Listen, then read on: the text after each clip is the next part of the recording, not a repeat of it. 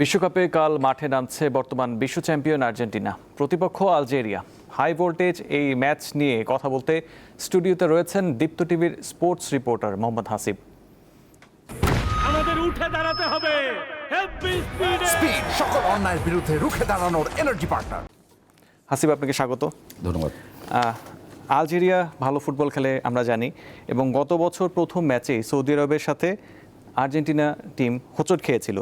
এবার মেসি বাহিনী কতটা ছন্দে আছে কি মনে হয়?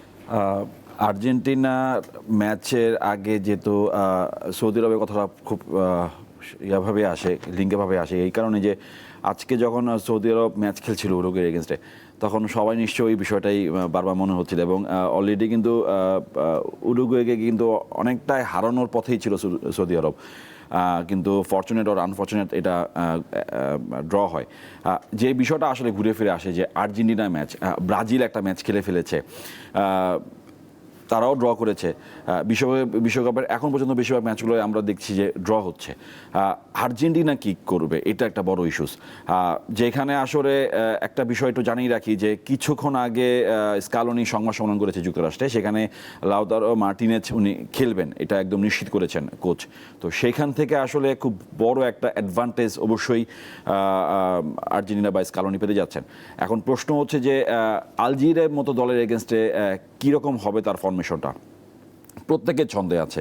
আপনি লাউতারো মার্টিনেজের কথা বললাম, আমি এখানে যদি বলি যে রামোরের কথা বলি, যদি আমি বলি, প্রত্যেকের ছন্দে আছে। এরকম একটা জায়গার মধ্যে আসলে ফরমেশনটা কী দাঁড়াবে, কারণ আলজেরিয়ার মতো দলের এগেনস্টে আপনি যখন শুরু করবেন, আপনি যখন তাদের এগেনস্টে আপনাকে মাথায় রাখতে হবে, আপনি 36 বছর পরে 4 বছর আগে শিরোপা জিতেছেন, সেইখানে আপনার শিরোপা কন্টিনিউ রাখার একটা প্রসেস, মানে এর আগে আপনার শিরোপা জয়ের একটা ক্ষুধা ছিল, সেটা হচ্ছে এখন কন্টিনিউ রাখার একটা বিষয় মাথায় কাজ করতেছে। সেইখান থেকে আসলে টোটাল প্রেশারটা নিতে হবে হচ্ছে পুরো দলকে।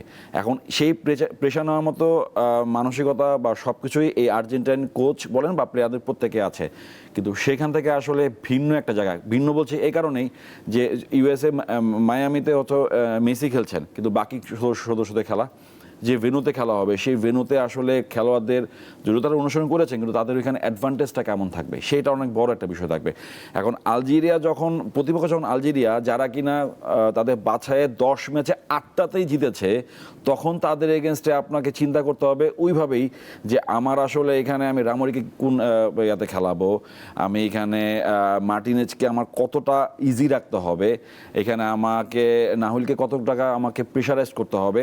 কারণ আলজেরিয়ার যিনি প্রধান কি প্লেয়ার যদি বলা হয় দলের, গুমেরি, তার যে ক্ষিপ্রতা এবং তার যেই অ্যাটাক করার যে একটা মানসিকতা, সেটা আসলে নিতে হবে হচ্ছে আর্জেন্টিনার গোলরক্ষককে, এবং সেখানে আসলে কতটা কেপ ভার্দের গোলরক্ষকের মতো, ভজিনিয়ার মতো কতটা আসলে দক্ষতা। কারণ আমরা যদিও বলি যে মার্টিনেজ একজন হচ্ছেন একটা বাজ পাখি, কিন্তু সে বাজ পাখিকে প্রথম থেকে পরীক্ষা দিতে হবে গ্রুপ পর্ব থেকে, কারণ অন্যান্য দলগুলো যারা যারা খেলবেন তারা হয়তো অংশ নেওয়াটা বড় বিষয় থাকবে, ভালো খেলা, দ্বিতীয় পরের রাউন্ডে যাওয়া, রাউন্ড অফ 32 অথবা রাউন্ড অফ যাওয়া, কিংবা পরের সেমিফাইনাল পর্যন্ত যাওয়া, কিন্তু আর্জেন্টিনা ব্রাজিল এই দলগুলো থাকে হচ্ছে আমাদের ফাইনাল রিচ করা। তো সেইখানে আসলে অনেক বড় একটা থেকে যায়, এবং স্কালোনিকে এখন চিন্তা করতে হবে যে আমি কি 4-3-3 ফরম্যাটে খেলাবো নাকি 3-3-4 ফরম্যাটে খেলাবো। কারণ আমি আমার দেখা মাউরিসিয়ার বিপক্ষে আপনার আর্জেন্টিনার কোচ খেলা ছিল 4-3-3 ফরম্যাটে, সেখান থেকে আসলে কীভাবে এখন কামব্যাক করে সেটা হচ্ছে দেখার বিষয়। আলজেরিয়া মাঠের কোন অংশে বেশি শক্তিশালী আপনার মনে হয়? নিঃসন্দেহে আমি একটু আগে কথা বলছিলাম যে গুমেরি কথা বলছিলাম, এই জায়গাটা সবচেয়ে বেশি ওরা ভয়ঙ্কর, ওদের প্রচুর ক্ষিপ্রতা, অর্থাৎ অ্যাটাকিং ওদের প্রচুর পাওয়ার সেইখান থেকে আসে। কারণ ওরা 3-4 আপনার ওরাও সবসময় হচ্ছে 4-3-2 ফর্মেট ওরা সবচেয়ে বেশি ওরা ইউজ টু। এখন এই জায়গাটার মধ্যে হচ্ছে প্রতিপক্ষ যখন আর্জেন্টিনা, তখন তাদেরকে একটা এক্সট্রা প্রেশার নিতে হবে, কারণ কোচ স্কালোনি আসলে কোন ফর্মেটে খেলা হবে সেটা একটা বড় বিষয় থাকবে। জি, হাসিব, আপনাকে ধন্যবাদ, আমাদেরকে খুব ইনফরমেশন আমরা আপনার কাছ থেকে জানতে পারলাম। ধন্যবাদ।